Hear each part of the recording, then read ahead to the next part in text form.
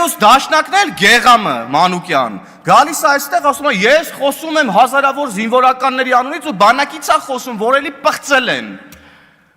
Տոդովկի քո անունից չես կարում նորմալ խոսած, դու ո՞ս կարաս հազարավոր մարդկանց անունից առասարակ խոսած։